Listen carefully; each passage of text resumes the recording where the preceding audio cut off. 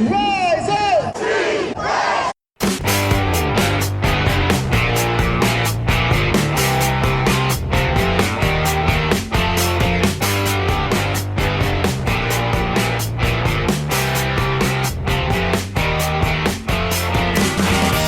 This is the Rise Up See Red podcast, all about the Arizona Cardinals and the NFL, featuring insider and outsider perspectives. Enjoy the best hour of Cardinals talk on the web. Now here are your hosts, Jess Root and Seth Cox.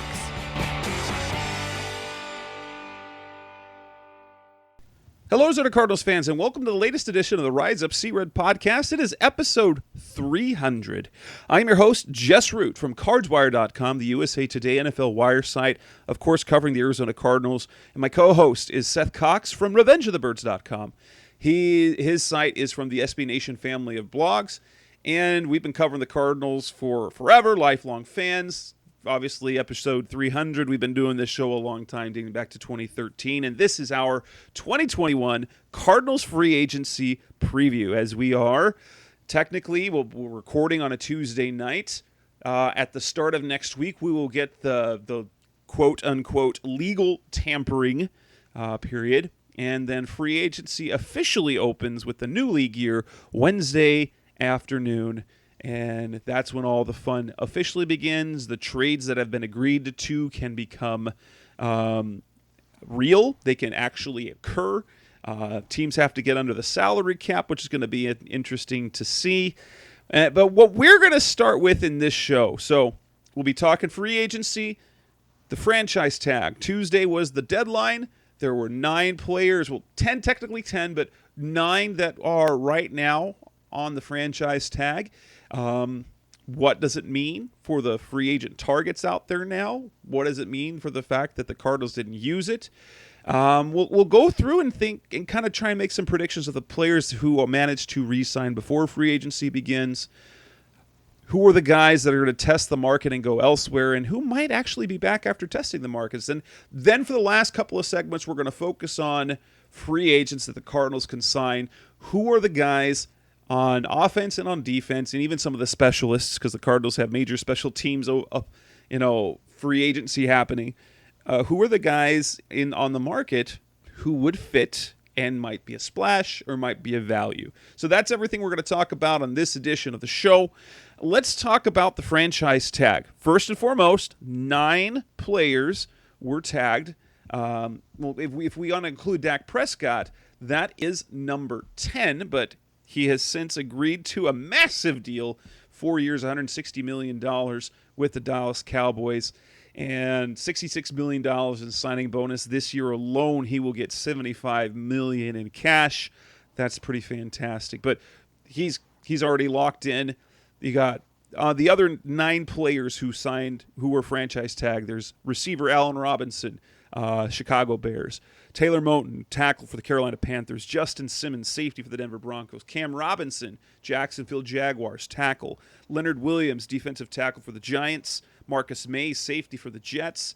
Brandon Scherf again for the Washington football team, the guard. Tampa Bay Bucks, they franchise tagged receiver Chris Godwin. And the Saints, they protected tagging safety Marcus Williams.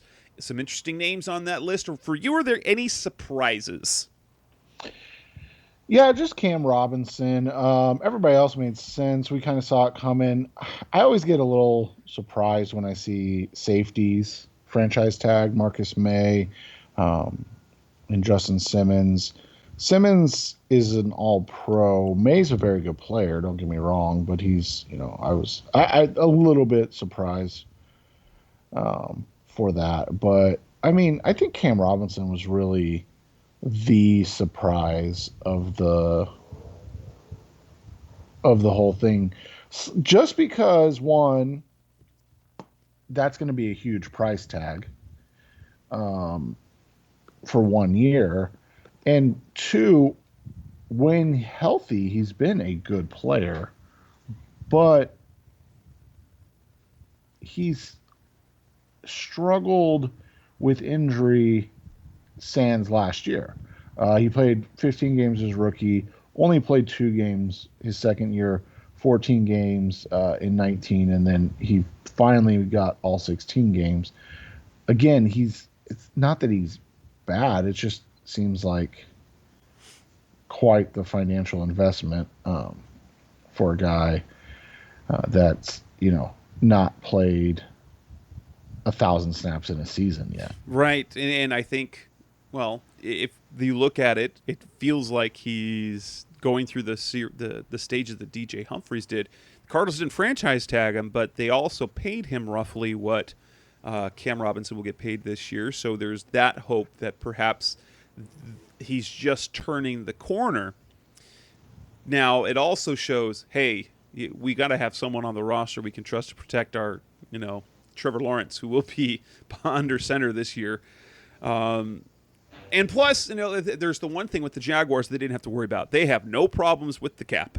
So they could afford to tag him this year and not have it affect negatively their cap situation, which is where a lot of these other teams, in fact, one of the guys that is notably not on here, the Arizona Cardinals did not use any of their tags this year. Last year they used the transition tag on Kenyon Drake. They didn't transition tag anyone. They didn't franchise tag Drake. They didn't franchise tag Patrick Peterson. They didn't franchise tag Hassan Reddick. It really isn't a surprise after all, but he was probably the most likely candidate of all. And one obvious negative to using that tag would have been that the Cardinals, as of right now, have an estimate, I think, $12.5 million to tag Hassan Reddick would have eaten $13 million because there is no cap relief because it's a 1-year deal. So I think some of only 9, which was less than last year's, were tagged. I think the salary cap has a little bit to do with it because teams want to have the flexibility to sign players, and maybe we thought we were going to see a lot of 1-year deals. I think we might see a lot of minimum 1-year deals later, but I think still at the beginning of free agency, it's not going to be 1-year deals because they want to push some of that cap hit into 2022 and 2023 when the cap goes back up. They're expecting a new TV deal. So I'm not surprised by the guys that got franchise tagged. I am mildly surprised that the Lions didn't use any of them. They didn't protect Romeo Okwara, their pass rusher. They didn't protect Kenny Golladay, which now makes Golladay the number 1 receiver on the market. We've talked about for the Cardinals, if they were going to make a splash at receiver, Allen Robinson, Chris Godwin might have been good picks to do that, but they're not going anywhere. How does this affect? How do the guys on the tag now affect how free agency is going to look like then? There's a couple names that make a big difference in my opinion. Allen Robinson and Chris Godwin are the first two because those were guys that you can truly kind of build an offense around. They've shown that they can. I mean, Godwin was a star before Tom Brady and Bruce Arians, and then obviously Allen Robinson was a star in Jacksonville and then in Chicago with Mitch Trubisky. So I mean, the guy can play with anyone. Right, he's quarterback proof. Right, and so those are tough. From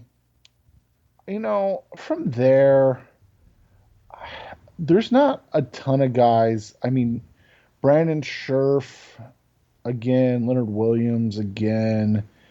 Like I said, May and Simmons are definitely really good. Don't get me wrong. I just surprised that they're being franchised. So I don't see any name that you're like, oh, this is going to be tough.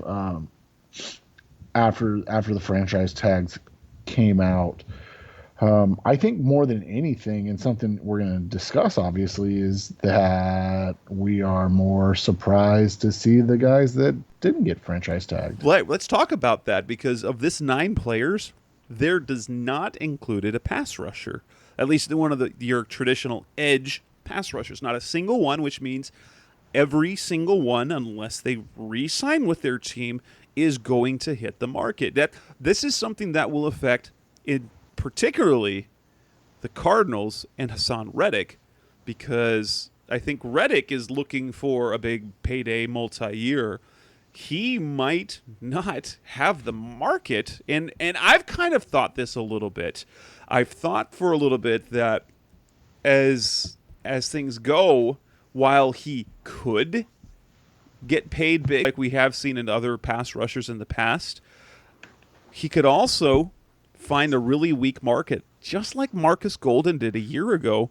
And Marcus Golden, coming off a 10-sack season with the Giants, it wasn't even his first double-digit sack season because he had 11.5 with the Cardinals in 2016. And then he got 10, and then he had no market at all. The money dried up. Part of it was the pandemic and the how free agency ended up going, but he ended up returning to the Giants on an obscure, unrestricted free agent tender that paid him, what was it, $3.75 million, and ultimately getting traded to the Cardinals. Reddick might not have the market that you would want.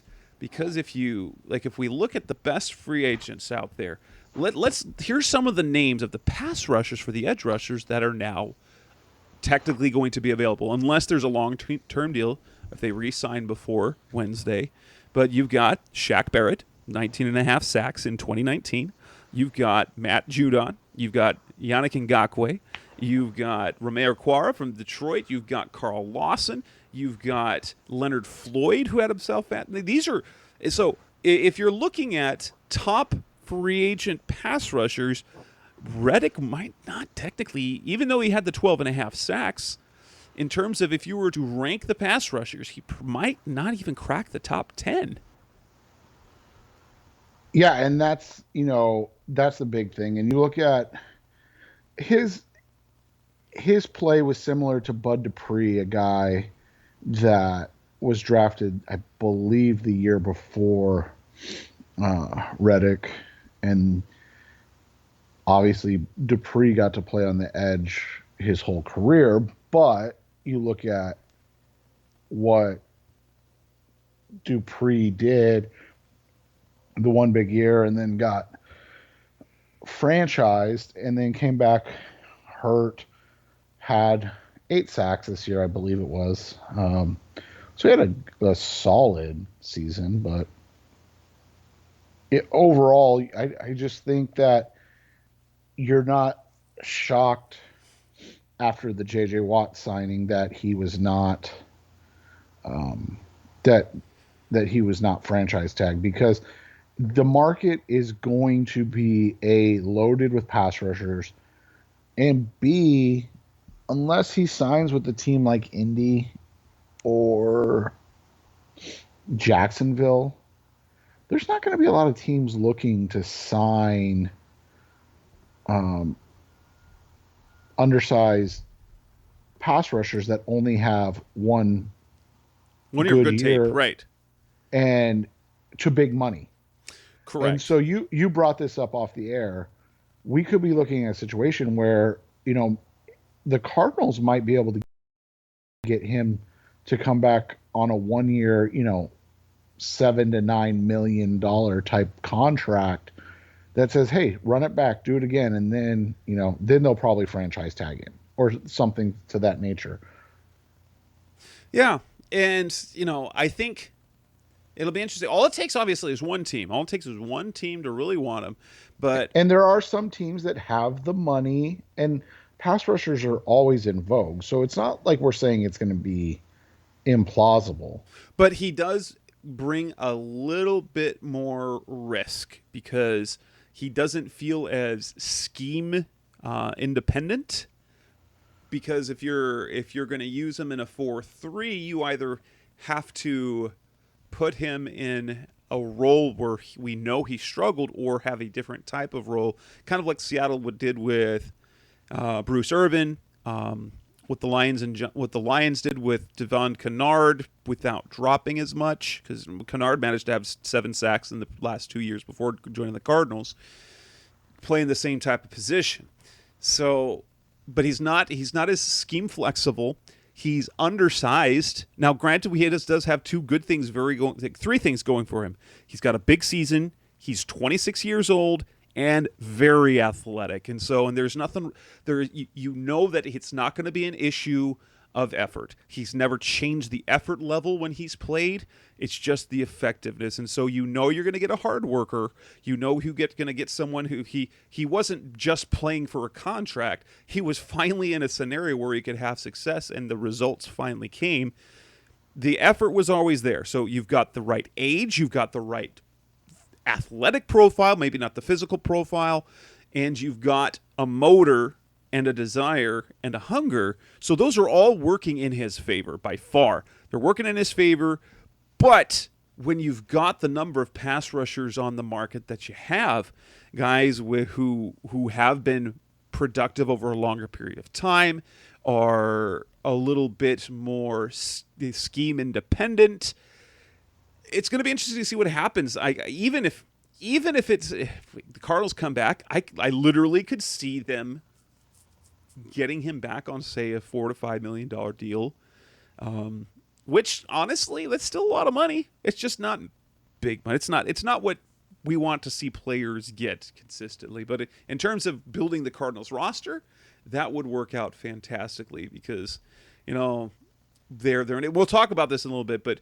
with the addition of J.J. Watt, and this is the question that people are like, so basically they picked a 32-year-old J.J. Watt over a 26-year-old Hassan Reddick, and looking at age, okay, but if you're looking at careers, wouldn't you make that decision if you're trying to win now? And that's what the Cardinals are trying to do. They're trying to win now. And so to one-year wonder Hassan Reddick or three-time Defensive Player of the Year J.J. Watt, whose tape looked really good still last year, who would you count on this year? I'd count on J.J. Watt. Well, that's kind of, like you said, what it boils down to in the end is that there's a lot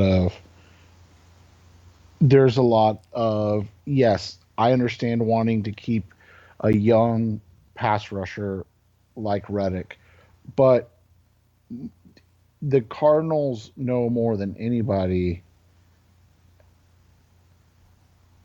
that of what Reddick is and what Reddick can do. And remember, Reddick was incredibly good this season. He broke out. He had 12 and a half sacks. He had, I think, 16 quarterback hits on the season. He had a good season. The issue you have is, those 12 and a half sacks came in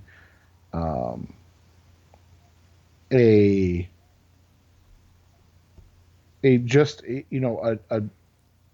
small number of games. Right. There was a 5-week stretch where he was completely unproductive from a sack production. Right. If we break down, he had 5 in his first 7 games, but I believe 2 or 3 of them came still in a part-time role. So he was a rotational guy, and I think when he took over the starting lineup for Chandler, I think in those 2 games he had he did get production, but then he went 5 straight weeks with no sacks. Then he had the 5-sack game, but it ended up being 7.5 sacks in his final 4 games. Now, to be fair, the pressure was still there in those 5 games, but shutout. And we were in, if you recall in previous shows, we wondered if the gig was up, in to lack of a better phrase, if he'd been figured out, because he had been productive 5 sacks in 7 games. And then when he was forced into a full-time role where he was playing almost every snap, if his effectiveness had waned as a result of that because of having to play every down. Turns out he just needed to do a little bit more.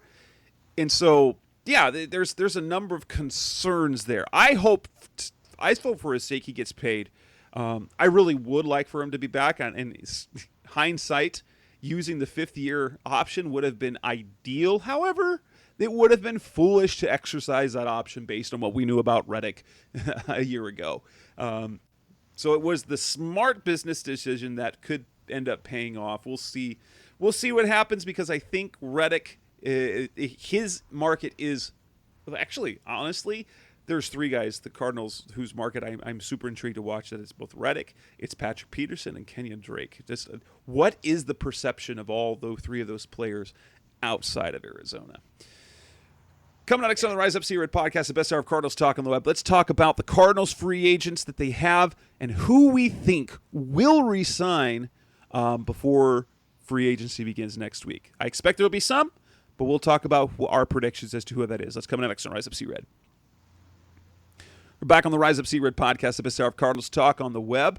Let's talk about the free agents we think. Who are the guys that we think will, in fact, re-sign with the team before the markets open next week? The Cardinals traditionally don't make that. I'm sure there are some players they've already have agreements with. There's one thing I can recall. This is years ago, back when Mike Leach was still their long snapper, and he re-signed basically a couple of days before free agency began.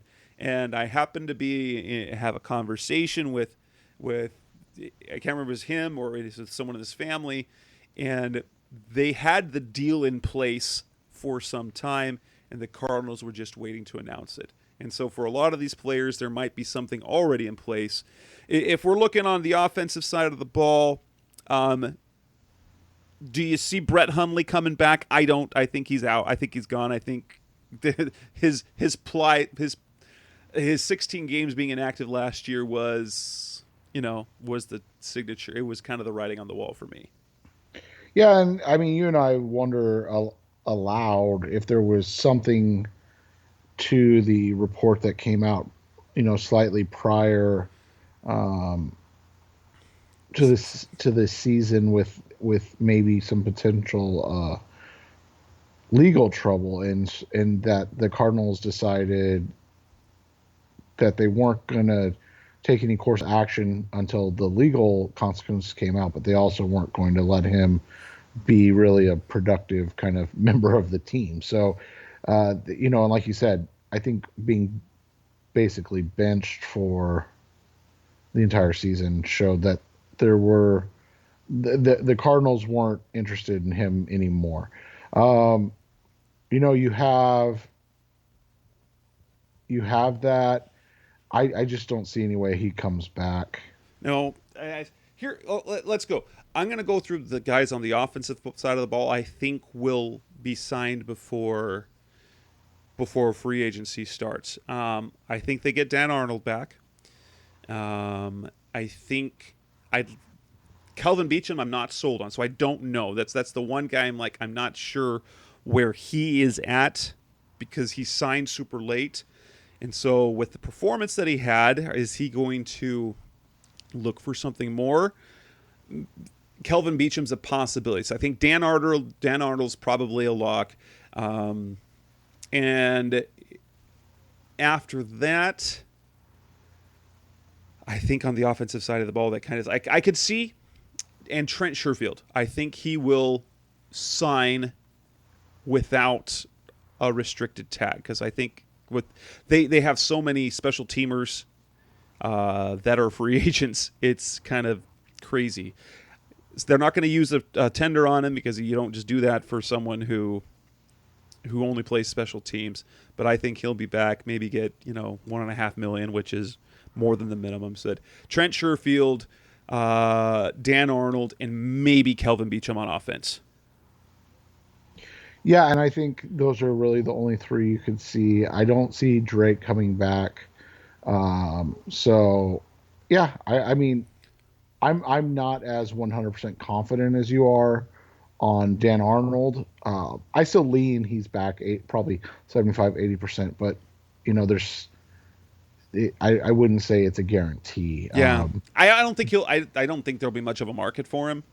When I was reading about something, it was interesting because he's a really lean tight end who doesn't really block and didn't have a big productive year in the passing game, and he's worth more for the Cardinals than kind of anywhere else. Well, not only that, but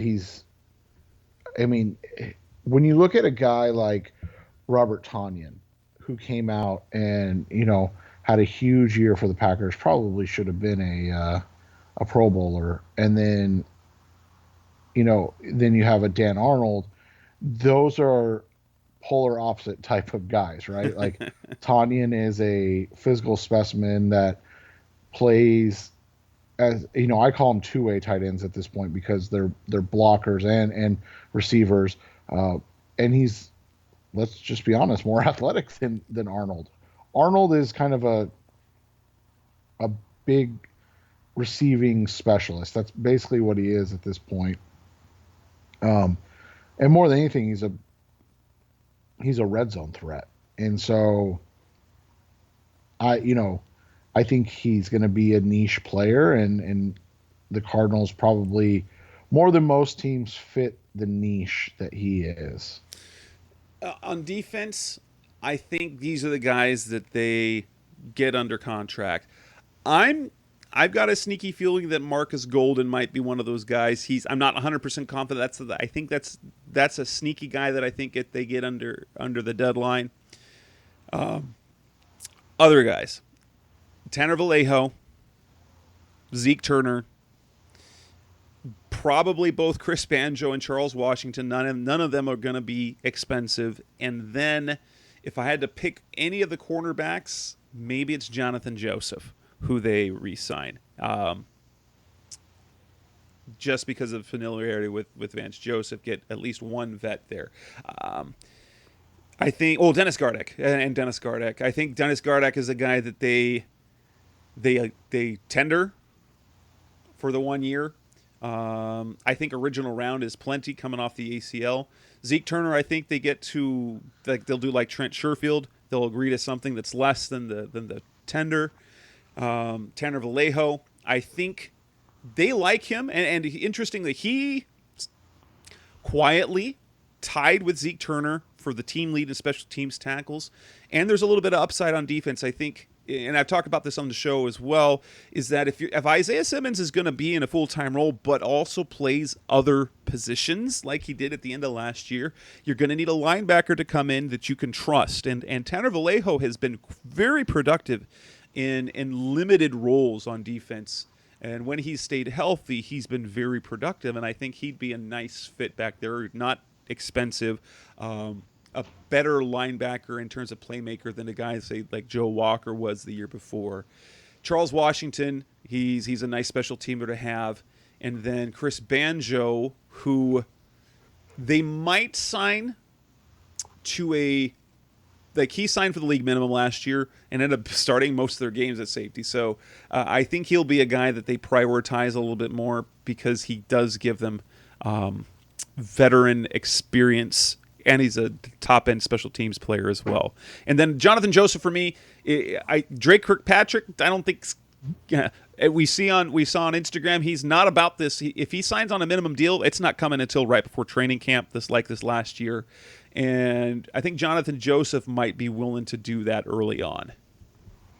Yeah, the only name I'd add defensively, or there's two, I'd add Angelo Blackson, who I thought was their best defensive lineman last year. Obviously, I think that they're hoping with the addition of J.J. Watt and that they'll be able to get more from in terms of help from Lecky Fotu, Rashard Lawrence, and Jordan Phillips. But I would bring back Angelo Blackson, and Corey Peters is a guy I would bring back at right around training camp if that's something he wants to do again. That's my case. That's my thing on Corey Peters with the knee injury. My guess is he comes back once he's healthy, and especially if they see they haven't quite seen enough from Lawrence or Fotu to take that starting role at nose tackle, because you can plug Peters in and do that kind of easily. Yep, and so I think those are the guys they prioritize. I think that we're both in agreement that we're not saying those are the guys that will be back, but that's, I think, how they'll prioritize it. And I think those are those are the easy ones to sign. Like they are worth. They don't necessarily have the worth for another team, especially in an off season like this. They are worth re-signing now, and they are self-aware enough as to the market out there, whether it would be worth it to test the market, because those are the types of players you fill a roster with rather than plugging into lineups. And the problem with is if those guys don't re-sign, then the rosters get filled without them. And then they are left without a job, waiting for an injury or something to happen closer to training camp and things like that when more things happen. And so these are the guys who know that while they deserve to be on a roster, they're not they know that they need to get signed early or they could be in trouble. Yeah, I would agree with that. All right, coming up next on the Rise Up C-Red podcast, the best hour of Cardinals talk on the web. Let's come back and talk about some of the bigger names on the roster. Who are the guys that we think will end up signing elsewhere? And if the market is tested, could they actually come back? That's coming up next on Rise Up C-Red. We're back on the Rise of C-Red podcast, the best hour of Cardinals talk on the web. We talked a little bit about Hassan Reddick.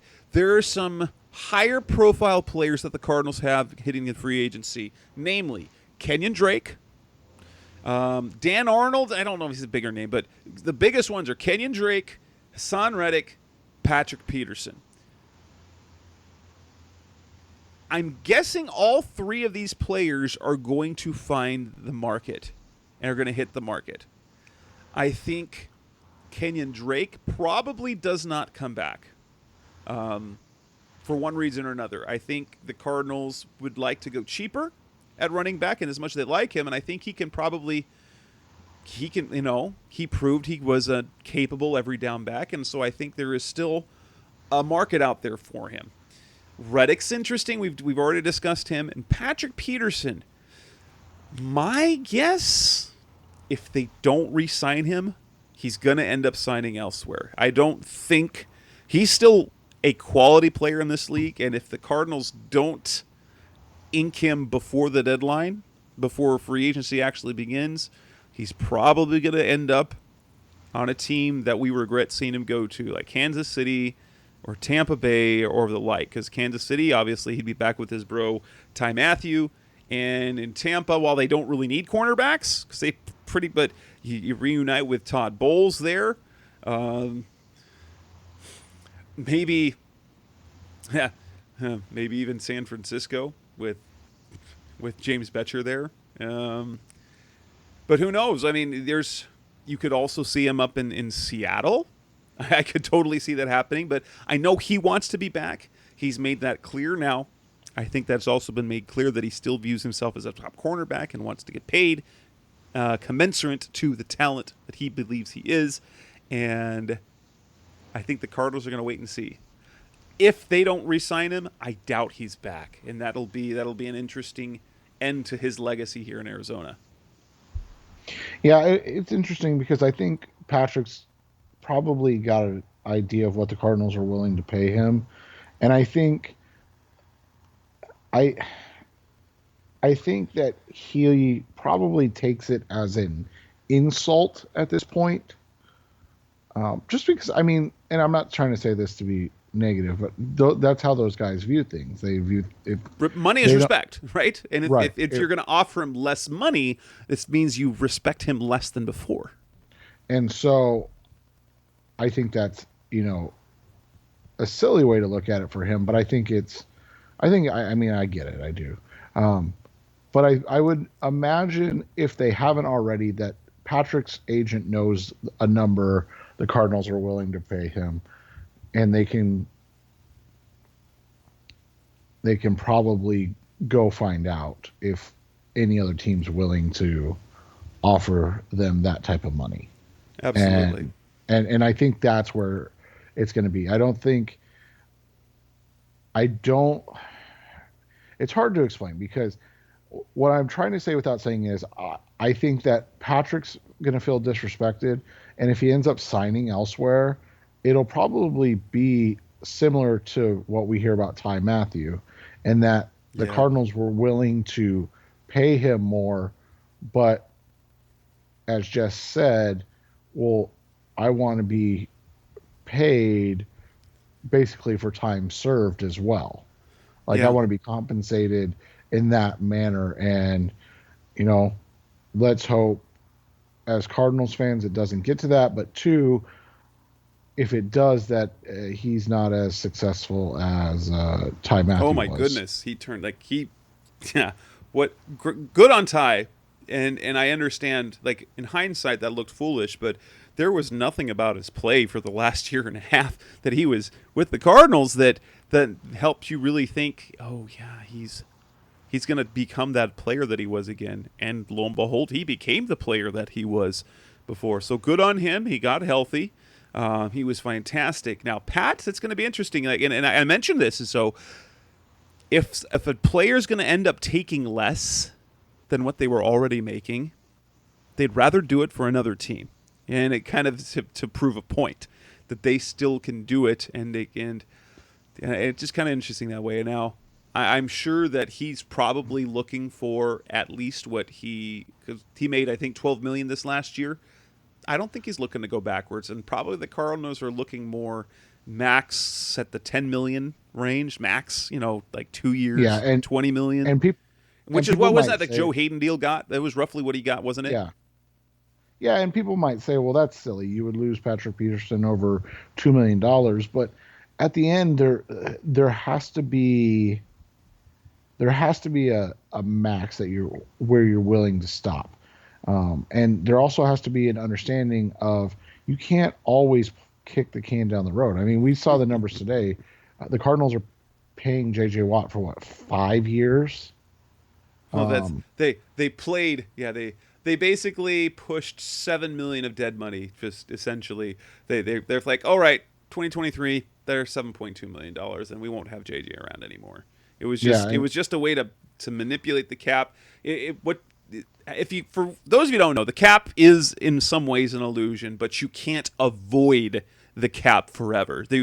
Whatever you pay a guy, you're gonna, like that signing bonus, you're gonna have to count it against the cap at some point. It's gonna come back to you eventually, but you can push it, and the league is okay with this. So JJ's got a 2-year deal that's actually written as a 5-year deal that voids after the second year, and it's simply just to let the cap hit go. So he's only going to count 4.9 this year, 15.9 next year, and then when his deal is up, unless they extend him, unless they change those voiding years to live years, then and honestly, you could probably see a scenario if he plays well these next 2 years where they just take those 3 years that were voided and turn them into live years with actual salary, and that would take him to he's got 32, 33, 30, so he'd be 32 and 33, and then 34, 35, 36, and then he could call it a career. You could potentially have him end his career in Arizona, and if he's great, well, that's fantastic. But yeah, you just have to play with the cap, and I think the Cardinals are trying to do as much as they can in this 2-year window before Kyler's contract is going to balloon. His contract is going to be manageable this year and next year, and even in 2023 if they use the 5th-year option rather than signing a big extension early. But come 2024, he's going to be, we're talking 40 to 50 million per year average. And then we're thinking Dak, somewhere between Dak and Patrick Mahomes. It's going to be somewhere between those two, because Kyler's going to be, if we believe in Kyler, he's going to be that good, and he's going to be worth it. And that's the thing is, if he wins, if he's an all-pro or an MVP, because they're basically interchangeable in terms of contract negotiating power, and not like a third-team all-pro, but like if he's the first-team all-pro quarterback and or wins an MVP, or they win a Super Bowl, he'll probably set the new standard in terms of yearly compensation. And so that's, like Jess said, you're really looking at this as a 3-year window where, obviously worst case in terms of the finances, you're looking at 3 years until you're going to have to pay him an ungodly amount of money. Probably $45 million a year. But if you're paying him $45 million a year, I think you and I would 100% agree that that means something positive happened Yes. in that 3-year window to the point where you're like, okay, this is great. That's yes. Yeah, absolutely. Absolutely. Let's talk. Let's come up next on the Rise of Sea Red podcast, the best hour of Cardinals talk on the web. Let's now move on to the actual free agent market, offensive side of the ball. Who are the players that fit what the Cardinals need? Who are some splash moves they could make? And who are some players that might surprise? Because they do surprise us every single year with their signings. That's coming up next on Rise of Sea Red. We're back on the Rise Up Sea Red podcast, the best hour of Cardinals talk on the web. Offensive free agents who would fit. If we're looking at the different positions, obviously, running back is going to be an area. Receiver, they're going to want to do something. Tight end, they kind of need to do something. And offensive line that's a wild card. We don't know what the plan is there exactly. Running back. Do you see them in any scenario going and making any sort of a splash? Because Aaron Jones is available. And I mean, I've been told that they like Aaron Jones. Now, you can, like anybody you want. It doesn't mean that A, they like you back, or B, that you can afford them. So he would be the splash move. That you would sign him to a. I don't think you would be getting. I know he's probably going to look for Todd Gurley, David Johnson money, say from a couple years ago, but you're probably going to, if they get him, it's going to be more of the 10 per year average, I think, rather than pushing the 12 to 15, which we've seen because the running back market has suppressed a little bit because he's not Christian McCaffrey. He's not Christian McCaffrey. He's great. I would be surprised that that's the position because I think there's some capable guys who you can get on a 1 or 2 year deal and be effective and be as effective as they were in the running game these last couple of seasons. And I want this to be understood that one, Jess and I are not advocating to not signing him. If they do sign him, we both agree from a fit perspective, it would be fantastic. The reality becomes at 4 years, $52 million with say 20 of that guaranteed. That's a lot of money for a running back. And big running back contracts have rarely paid off in the last 5 years. Yeah, and so that would be one of the reasons Jess and I are, I wouldn't say opposed is the right word because I don't think we are opposed to it happening. Yeah, I just don't think that's where they're going to make a surprise signing. That would be a surprise. Now, running backs that I like in terms of fit. Honestly, who would also be one of those type of signings? Chris Carson. I was going to say Carson would be a good fit as well. And would be also splashy, and that would be fun because he was a Seahawk. But actually, the running backs I kind of like, and this is my belief that the Cardinals still want to maintain Chase Edmonds with a significant role in the offense. Perhaps even a little more than he had last year. That's their belief in him. I don't think they've always spoken glowingly of his ability to carry the load, but they've never said, no, he's our guy. He's like, we believe in him and he can do it, but I don't think that's their plan. So some guys that I really like, I've written a couple of articles about this on CardsWire. Honestly, I think Carlos Hyde, the other Seattle running back, makes a nice, inexpensive, quality fit. Been a starting running back, been a bell cow.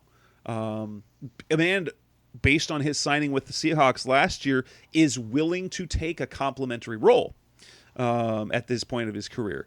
Jamal Williams, who's been playing behind Aaron Jones, I think he's a nice fit. Mike Davis from Carolina, in terms of running style and ability, also is a nice fit. Those are all players that if I'm looking at the running back position and I'm going with the assumption that Chase Edmonds will still maintain a significant role in the offense, and so you don't need a workhorse, I like those three guys. And it doesn't necessarily mean, to me, it doesn't necessarily mean that I have a favorite. I like any of those guys in that role. Now, Aaron Jones, fantastic. Chris Carson, also really good. I like that fit there as well because he does bring a physicality to the running game as well with some burst. Kind of the one thing about Kenyon Drake, he had size, but he also had burst. They just didn't, for whatever reason or not, that those short yardage situations they struggled with, and we would love to see that moving forward. A guy on a Malcolm Brown with the Rams would be a lower, that he'd be a much more complementary to Chase Edmonds rather than a kind of a 50-50 guy. But Malcolm Brown has held that short yardage role with the Rams the last couple of years, and he's really good at it.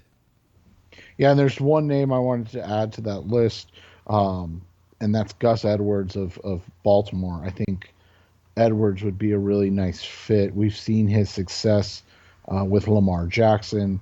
Obviously, Murray's not used as much in the run game, in the designed run game, as Jackson is, but he's just as lethal. I think Gus Edwards would fill that kind of complementary role if they are truly looking at Chase Edmonds to be kind of the bell cow. And Edwards has had, big games in terms of number of carries if Edmonds proved to be not able to maintain a full season workload. I think Edwards would be a great complement and a guy you could probably get for a handsome 2-year, $7 million type dollar salary.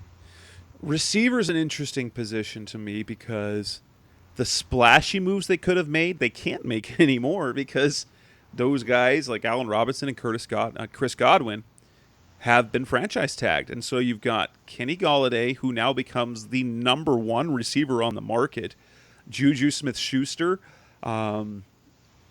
who, I think Pro Football Focus, it was who put them as a perfect fit.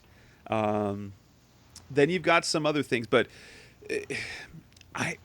you feel like their splash move at receiver was Hopkins. And I know they want to address the receiver position. How splashy do you think they're going to go? Honestly, a Juju, I think he's a really good fit. But I think he, at his age and production level, I'm betting he's looking for much more than the Cardinals would be willing to offer. Yeah, and you look at it, Galladay is going to be the top guy. You're probably talking around 4 to 5 years at $20+ million a year. So you're probably looking at right around 5 years, $105 million on what Galladay is going to expect, or expect/command.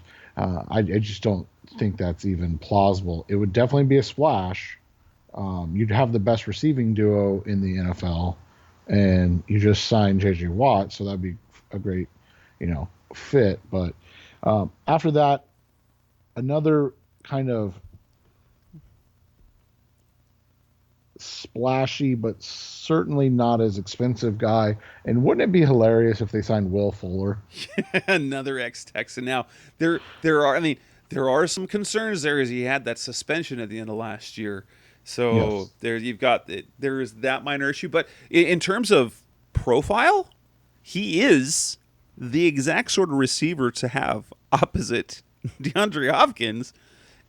Oddly enough, that's exactly what they had with the Texans. And so one name that I haven't heard from a lot of people that I would love to see would be Corey Davis out of Tennessee.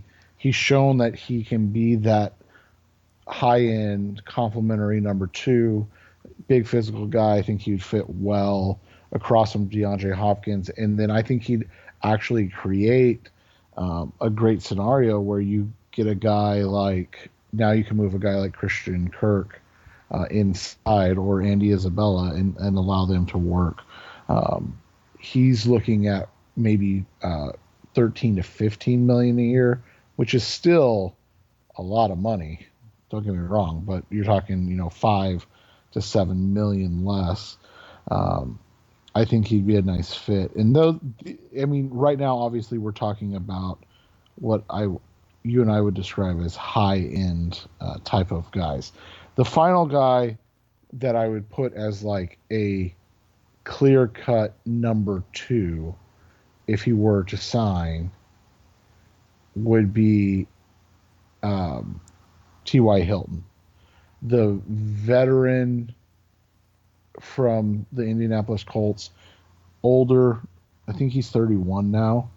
You could probably get him at like 7 to 9 million a year, which I think would put them in a great spot to have a veteran number 2 receiver that complements Hopkins well and is able to do a lot of stuff. So, and then this is not splashy at all, but a player, under the radar player, who's kind of been under the radar his whole career despite being a first round pick, would be Brashad Perryman. Never had that big year, but is coming off a fairly productive season with the New York Jets. He was coached by Sean Jefferson, who is now the wide receivers coach for the Cardinals. Talented former first-year, first-round guy. Got some speed. He is, if you read the off-season publications, that he is every off-season is the high value, like the low-cost, high-reward receiver who never produces the high reward. But if you look at what his production was this past season, you'd say, hey, I definitely would have loved to have that on the Cardinals, because even playing for a Jets team, the Jets, he had, he produces big plays. He had 30 catches for 505 yards the previous year for Tampa, 36 for 645. So he's averaging, each of the last 3 seasons, he is averaging 17 to 20 yards per reception. And he wouldn't come at a great cost. Like he would be, he's not going to be cheap, but he's not going to be expensive. And you complement him with DeAndre Hopkins, and you've got someone who's not going to need a volume. He's not going to command the ball as much, but he's going to be super impactful with the plays that he makes. And that would allow the Cardinals also to push Christian Kirk inside of the slot, where he can become more of a volume receiver. And we're all going with the assumption that probably Larry Fitzgerald is retiring. I think every day that goes by and he hasn't made an announcement makes it more likely that he retires quietly, unless he is if he's going to come back for a veteran minimum, because he's never done that before, that it's got to be the right fit around it. So he's going to want to see if he comes back, and he's not going to come back for 11 million, because if he gets past that's going to be the thing with Fitz, is if he wants to come back and it's after the first wave of free agency and the Cardinals have eaten him up their cap, it's going to be a scenario in which he's coming as a role player. And I don't know if he's going to want to do that, especially after he had his lowest production season. So I'm under the assumption Fitz is probably calling it quits, although I will leave that door open for him. I just don't think it's going to open. And a couple names that we didn't mention that is looking like they're going to be paid less than 10 million a year. That obviously, I think you and I would agree that most wide receivers would fit if they can play on the outside opposite DeAndre Hopkins. But Curtis Samuel, I think he's probably not the best fit with unless they're definitely moving on from Kirk and Isabella. But he's looking, he'll be an interesting guy to follow. Marvin Jones Jr. is another veteran that we've mentioned in the past that I think would be a nice fit. You're probably looking at 7 to 9 million a year for him. Nelson Aguilar is another guy that you could probably get for between 5 to 7 million. And then there's one more. Hold on, where did I lose that guy to? And then nope, no, Aguilar was my last guy. Sorry. But yeah, so I mean, those are three other guys that you could, that are veterans that could compete, along with like a Brashad Perryman, all doing kind of the same or similar type of ability wise. Tight end is a sneaky position. I think the Cardinals might do a little splash move, which is kind of odd considering the lack of production from the position. They like Max Williams, but I don't know if we can, he is super important to the offense, but he's limited offensively. And aside from 2019, that player has a hard time staying healthy. His ankle was an issue all year, from the offseason until the end of the season. Now, there are some nice tight ends out there now. Hunter Henry, I think that's too splashy. But some names that I kind of really like that would be upgrades and would make it so that you don't need to count on Dan Arnold to be more than a niche player, because then you could use these players significantly, and you could release Max Williams, get out of that money from there, because these are guys who can also block. My favorite guy is Jonnu Smith, the Tennessee. Super productive in the red zone, and that they trust him. He played, 70% plus of snaps in an offense that was all about Derrick Henry. So in terms of run blocking, you can trust him with that. Other names, Gerald Everett for the who's played for the Rams, never quite became exactly what his draft stats as a second rounder, super athletic, but I think he would make a nice fit here as well. If you're going to go in for like an all in, Jared Cook, he's old now, but still productive, still really good in the passing game, and so I could see the Cardinals surprising people at tight end, considering that it's not a position that seems to be that important, although it is low key important. I would love to see Jonnu Smith. I think he would be a perfect fit for this team. Yeah, and there's a couple of veterans that, are available now. I think Kyle Rudolph is similar to Max Williams in terms of what he brings, and similar in terms of concerns.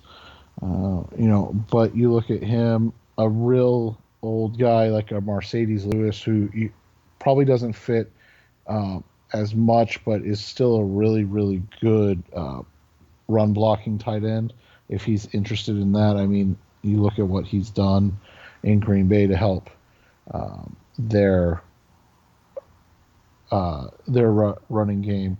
Those are two guys, that maybe as we get down. And then one kind of other guy that we're semi-familiar with here would be Jacob Hollister, the tight end from Seattle. I think he'd fit in well as well. There's a name as we go to the offensive line that we feel like is kind of on their radar, and we've suggested it. I've heard it from a couple of places, people who have some sources. Offensive line. The Cardinals made it known that they are willing to add to the center position. We expect them to be kind of all in for Corey Linsley, which would be another splash move because he will not come cheaply. He'll be $10 million a year plus. Obviously, you can push some of that cap hit into years down the road, but I think that would be a splash signing, and that would kind of change the dynamic of the offensive line as well. Yeah, and I think Linsley's going to be their kind of one target. When I say one target, I mean like their top tier target for the offense. That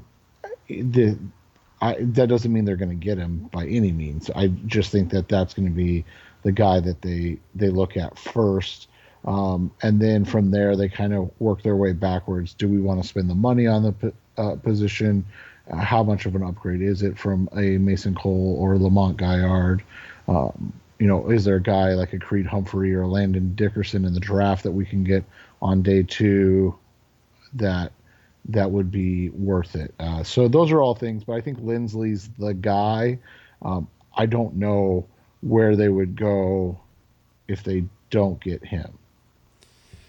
It'd be interesting because, like, if they don't get Lindsley, how do they say Mason Cole, Lamont Gaillard? Would they then go after some of these other, do I think, if I recall, Nick Martin might have gotten signed already?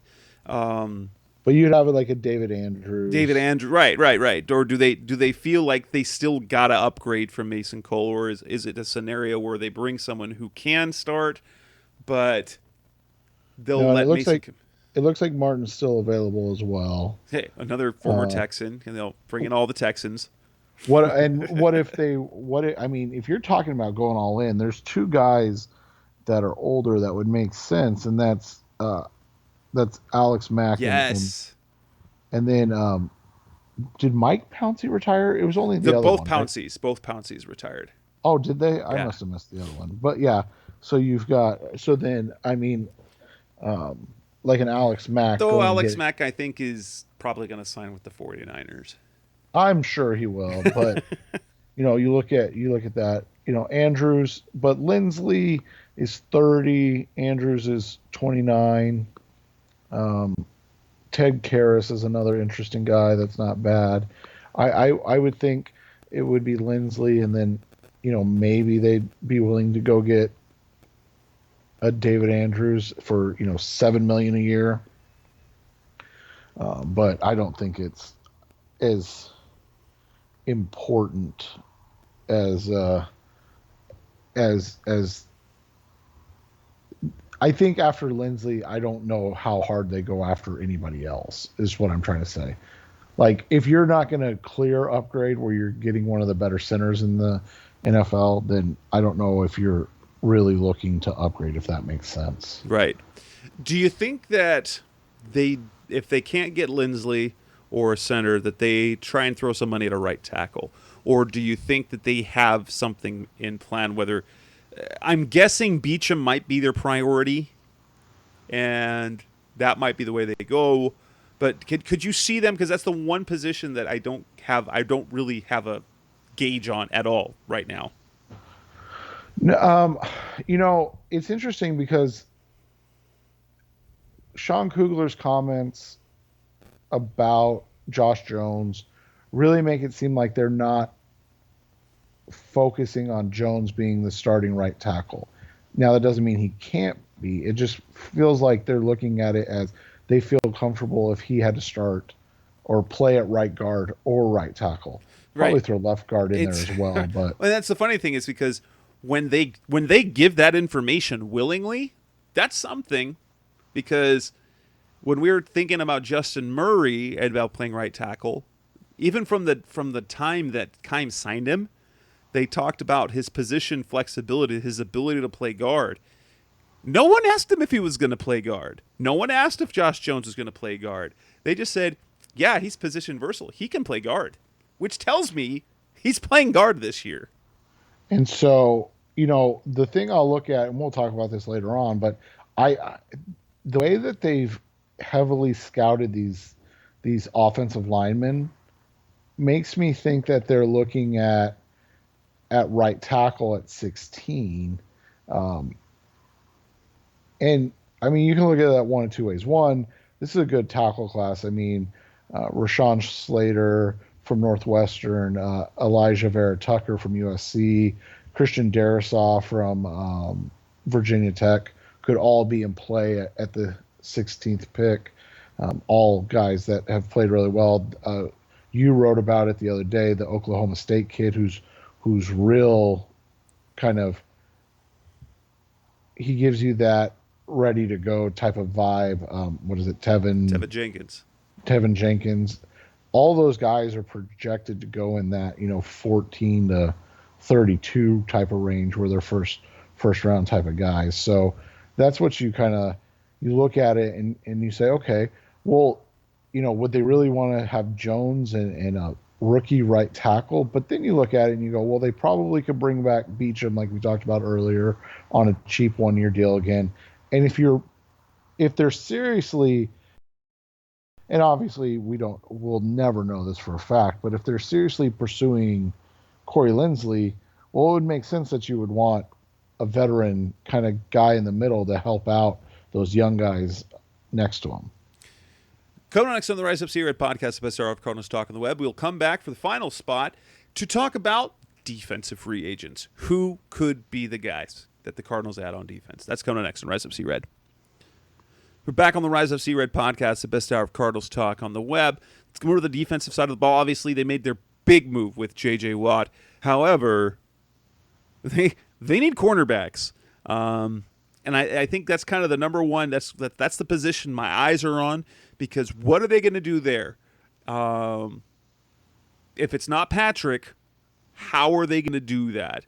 The splashiest of splash moves that I think they could do is pull off a deal for Marshawn Lattimore and then sign him to a big extension.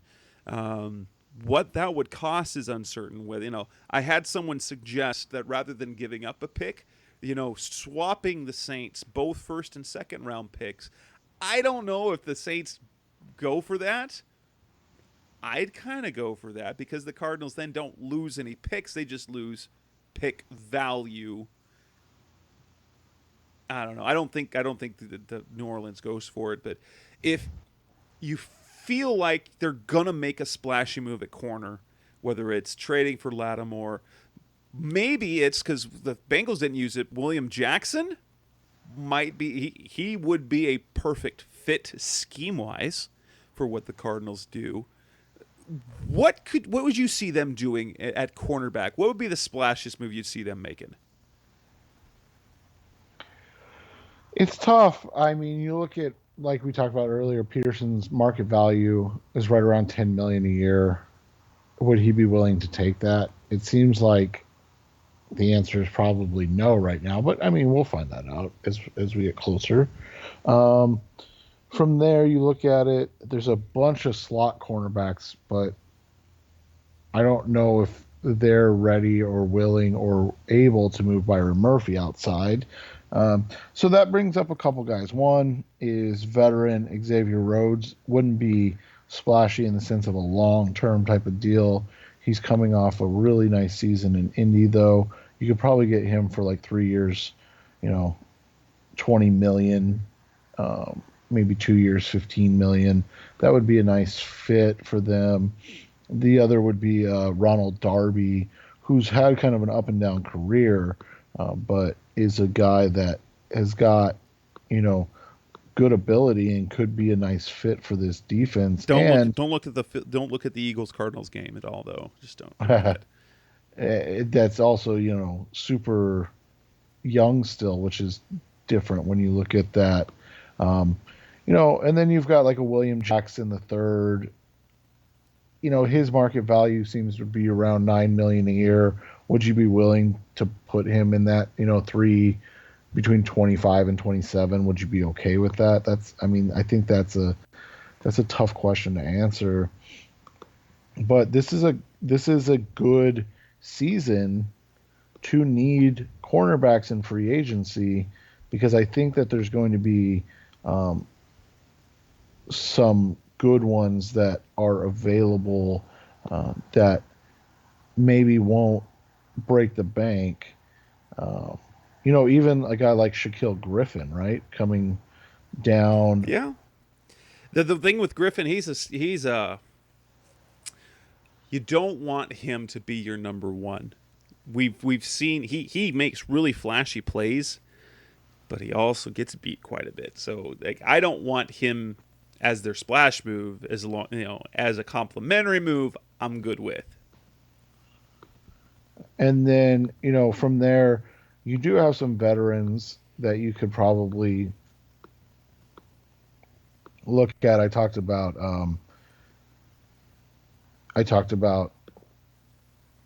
Xavier Rhodes already. Richard Sherman is available. I'm not sure I if don't he'd be. I don't hate that idea, honestly. I don't hate the idea of Richard Sherman. And then a guy um, like a Jason Verrett. He didn't sign back yet, right, with the No, 49ers? and had a nice season. He's a guy that I wouldn't hate that. I think obviously after the injury bug with Robert Alford, you'd hate to kind of count on Verrett. He did stay healthy last year, but so talented and yet so injury prone. And so that's the other question. I know one of the guys that a lot of people are interested in or bring up is Gary and Connolly, a former first round pick.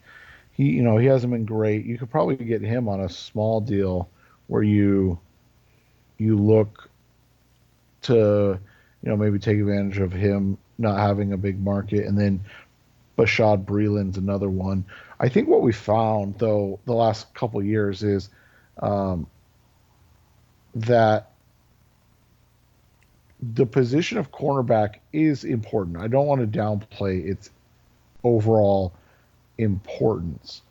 However, we've seen that if you can create constant pressure and force teams to get rid of the ball quickly, and you have cornerbacks who tackle well, that almost plays more into the need. Now, obviously, the Rams went and got Jalen Ramsey, but the year they went to the Super Bowl, again, their corners weren't anything to write home about. Um, like Aqib Talib was older at that point, and so I mean, you look at the 49ers, they did it with Richard Sherman, who was not the same guy. Obviously, the Chiefs won the Super Bowl, and Bashad Breeland was their top cornerback. Uh, I just I think that it's an important position. I just don't know if it's as desperate to have a true, lockdown type of guy. If you've got guys like J.J. Watt and Chandler Jones who are creating so much pressure up front that teams can't get into a rhythm, which I think gets overlooked quite a bit. Yeah, that's if they're creating great pass rush, the coverage will be better. But you need guys that are just capable back there that aren't going to give up too many big plays. I don't know if the Cardinals will make any other splashy type moves because their defensive starters, you got Buda and you got Jalen Thompson at safety, so you need a reserve who can also start. I don't know if Deontay Thompson, if they yet quite believe in him as a starter because they kept using Chris Banjo in that scenario. But they need cornerbacks at outside linebacker. I think we already know it's going to be, I think it'll either be Reddick or Golden. I don't think they go out and splash with anyone else. And at inside linebacker, they've already got Jordan Hicks and Isaiah Simmons, and I think they're going to roll with that. And so, yeah, I don't know if there's any major moves left for them on defense. I do see them. What I think would be wise is to sign a starting caliber, veteran nose tackle who can play either just the two downs or has a little bit of versatility. Someone who you can trust while you're waiting to see on Lawrence and Fotu moving forward. Unless that guy's going to be Corey Peters down the line later in the offseason. Domata I don't think he's going to re-sign in the early offseason. He's now waited to sign till November each of the last 2 years. I think he's going the route of the Jared Valdir, where he waits till November, signs with a team that might go to the playoffs to get that postseason without the preseason. Just to get the postseason without the preseason. And I think there's some interesting guys. You can go, big signing like a Dalvin Tomlinson, who's had a really nice career. He'd be a $8 to $10 million a year type of player, or you can go on the opposite end of that and get a veteran big man like a Jonathan Hankins for like, $2 to $3 million a year. Um, that's had a long career in the NFL. So there's definitely some choices they can make. I don't know if a guy, or you bring back a guy like Lawrence Guy, who has, had a really, really good career in New England, played for a long time, and, under is kind of that perfect complementary piece. Yeah, those are all good fits. Now, obviously, the Cardinals have made surprise signings each of the last few years. Last year, I don't think any of us had Jordan Phillips or Devondre Campbell on our radars. In fact, on everything that we wrote on our sites leading up to free agency, I know I didn't think about Devondre Campbell or Jordan Phillips. Um, you go back to kind of the moves they made. The DeAndre Hopkins trade that came with a little bird giving me some information there ahead of time. But we know the Cardinals are in a position.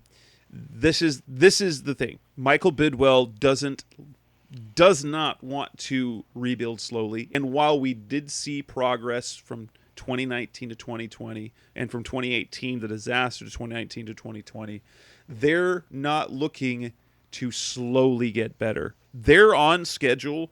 They expect to be good this year.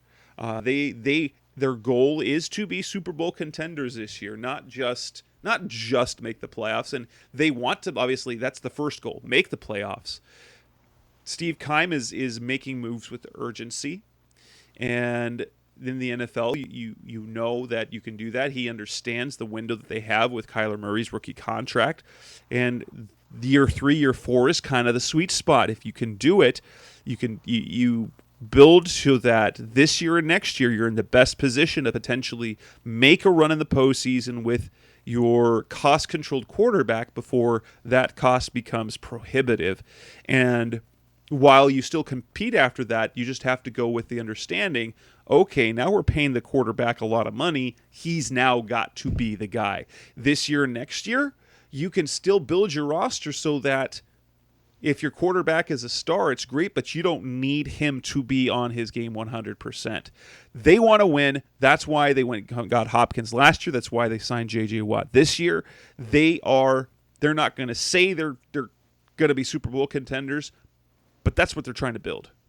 And that's their belief of where they're going towards. And that's why, we've talked about it. The idea of like the Watt signing showed that that's what their thought was, is that we're not going to worry about positions. We're going to worry about getting better basketball players. And right now, that's what they're working towards more than anything else. And, I think it's a fair way to build things. I don't know if you and I would have necessarily gone that direction, but we'll see how it works out. And the reality is too is, and I wrote about it today, and I know you wrote about it this week with, Pro Football Focus dropped their mock draft, the post J.J. Watt signing, and they still had the Cardinals taking Christian Barmore, the defensive tackle out of Alabama.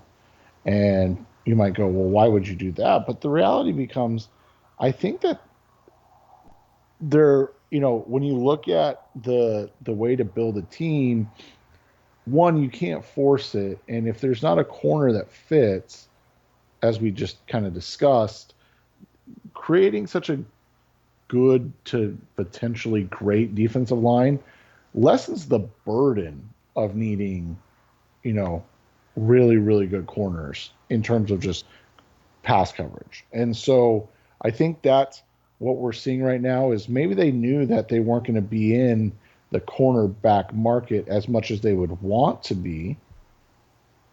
So that what they're doing is they're getting ready for, a run at creating a really good defensive line that can compete and ease the transition for whatever corners they do bring in. And with that, we will end this episode 300 of the show. And we will take a week off next week, because if we were to record last week, we wouldn't know anything else about free agency, because we will be just creeping it. We'll be just starting to get trickle in with the rumors and such. So we will be back in 2 weeks. It won't be our free agency preview. It will be our free agent reaction show. What will the Cardinals done? And then we will start heading into draft content in the weeks to come. So on behalf of the Rise Up C-Red podcast, that's Seth Cox. I'm Jess Root. Thanks for listening. As always, we'll be back in a couple of weeks. Thanks for listening to the latest edition of the Rise Up C-Red podcast. Listen to previous episodes and subscribe to the show on Apple Podcasts, Stitcher Radio, Audioboom, or many other podcast platforms, so shows are delivered directly to your mobile device. Please give the show a 5-star rating and always support the sponsors who support the show. We'll be back soon for the best hour of Cardinals talk on the web. Rise Up Red C, be Red C Red, and of course, Rise Up C Red.